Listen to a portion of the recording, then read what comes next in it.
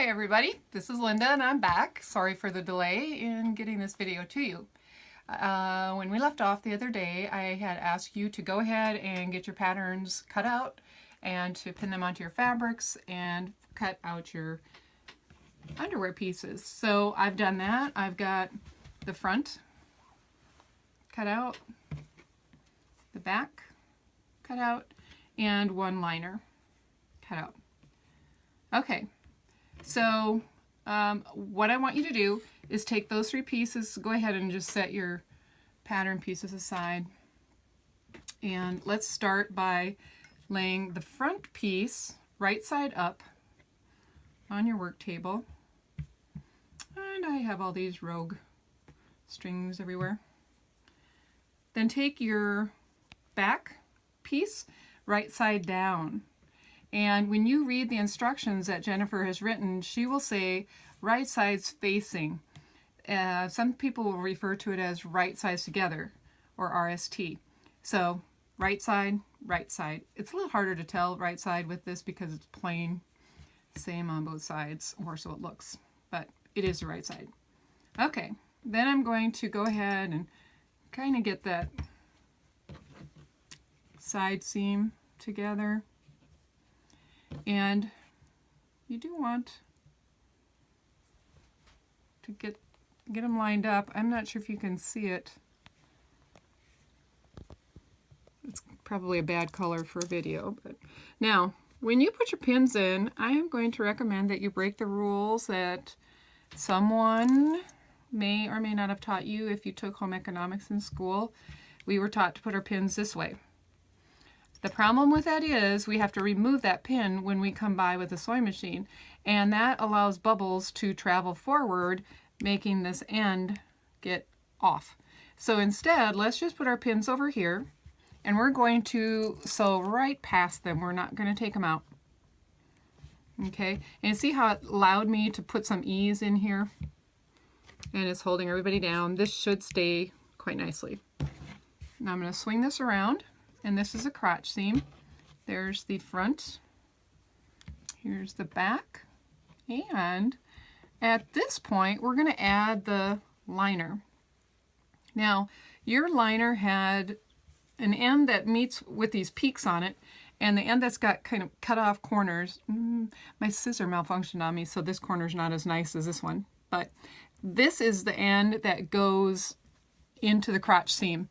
So if I actually get the pattern, you can see it better. All right, like that.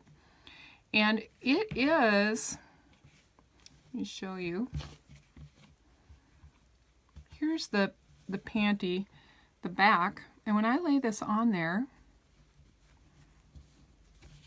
you'll see where the two pieces diverge from each other. This goes this way, and the liner goes this way, right here. That is where your sewing needs to be. That is your seam line. Okay, so I'm going to talk about a problem that this kind of creates for everyone. This is, I believe, a scant ½ inch. The pattern is drafted to include ½ inch seam allowances. So let me see. If I line this up with those peaks, here's a ½ inch mark. Here's where the pattern piece ends, so it's scant. That's not a huge problem. What the problem is that most of us with a serger will put this on our serger, and our serger defaults to a ½ inch seam. That is where, if I were to sew here, my cutting blade on the serger needs to cut where this pink line is.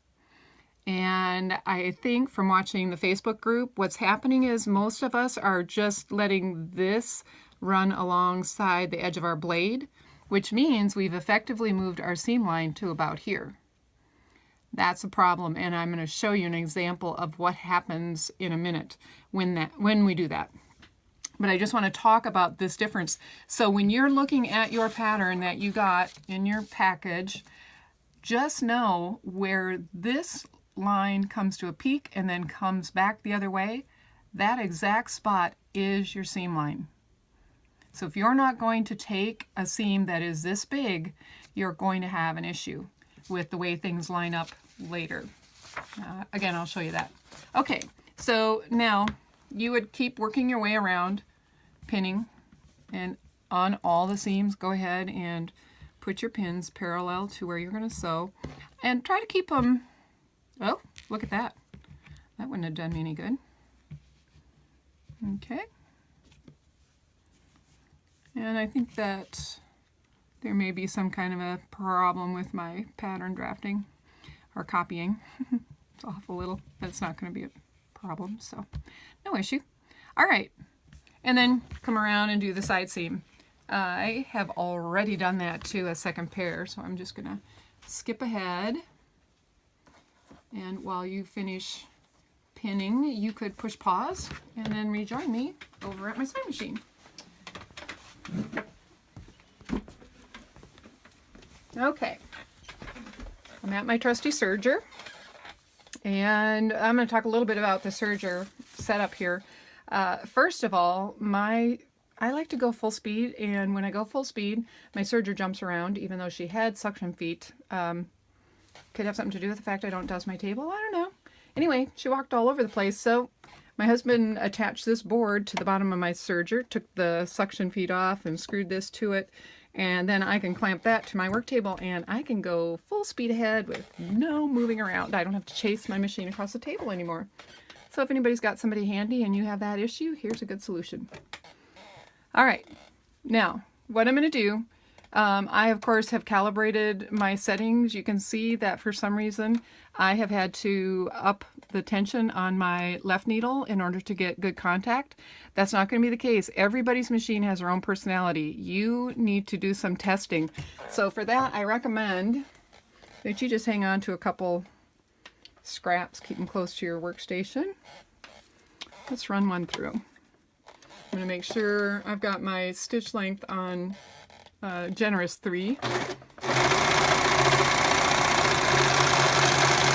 You may see a little bouncing. I've moved my machine to the middle of the table. So, all right, so here we have my sample. Let me open it up. Excellent. That's what you want to see. Little picks. I don't want to see horizontal lines of string. That would be a problem. And that's what was happening when I had this on 3.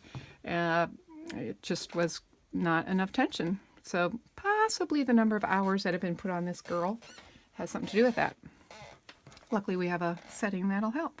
All right, so on the panties, move the camera over this way and let me show you. My process is to start on the, I guess that would be actually the left side seam, and I come down, then I bring this around and chain sew off that onto this, off that, bring this around onto that. I just keep going, especially when I'm working on the underwear for Haiti. When you have 500 of them to get done, you just gotta cut corners everywhere you can. All right, so we're ready.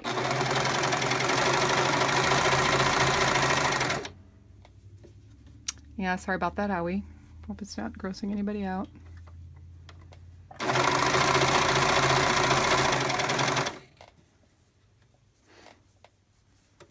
Now you see how my pins are not getting in the way at all. They're just over there to the left of my sewing foot. And they're keeping everything nice and intact. I really like to recommend to people, make a long tail, cut it right there, leave a long tail on both sides. Now in this project I am coming back and cutting that off, but just a good habit to get into with your serger. And you'll see I'm cutting, my underwear are made from a t-shirt, so I've got some weird bonuses, I guess you could call them, on there. All right, so now at this point, I'm going to be going back over to the little table here.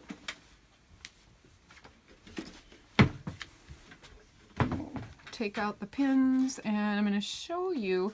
Remember how I talked about that seam allowance? We were given more than a 1/4 inch seam allowance to do this crotch seam. And in fact, by not doing a 1/2 inch seam on the sides, I've effectively increased the size of the underwear just a little bit. But here, look what happens when we Oh, of course it didn't do it. Well, it does. You see how I don't have a smooth transition. This line isn't transitioning into that line smoothly. And if I had sewn on the exact point, I wouldn't have that issue. Let me show you on a small pair of underwear. I actually drew where my sewing should go, and you can see how this line actually meets up with that line, and when it comes over to here, it meets up with that. That's a smooth transition. I did a sample before we turned the video on. When instead we sew down here, this pair over here was done that way. See how I've got that wing? And that is a problem everybody's been talking about on the group. Why do I always get that? No matter what I do, I get that. All right, it's because you've actually sewn too narrow of a seam allowance in the crotch. Either go back, turn, and in my case, this white piece is acting like the liner over here. It's just that I have it being full coverage. Whoops. Okay. So if I were to, instead of doing my hokey little fix that I'm going to do right now, if instead I were to come and see where my stiletto is pointing, if I were to come and do stitching right there, I would have no problem. I wouldn't need to do any trimming. If you're wanting to keep things consistent each time you make them, you don't have to remember what it was you did to get that size, I recommend going ahead and doing this the correct way. So I think I will actually go over to the sewing machine that's set up to do stitching other than on the serger. And mainly because my serger blade is dull and it would not be too happy about me doing this. Now, on a regular sewing machine, for those of you who do not have a serger, you can make these underwear very successfully. You don't need to have a serger. They're just extra fun. So go ahead and come on over here, camera. And I would recommend that you would use, this stitch is very nice, but because most of us know how to get to our zigzag stitch, let's pick zigzag. The things you want to do to change that zigzag are change the width, and I'm going to go with about a 2.5. And let's change the length to about 2. Let's see how that looks. Now remember, I want to be right here. My zigzag's going to go back and forth, back and forth. That means I want the left side of the zigzag to land right there. And it might take me a couple tries because she's starting out. Yep, so I'm going to move over just a little bit. Okay.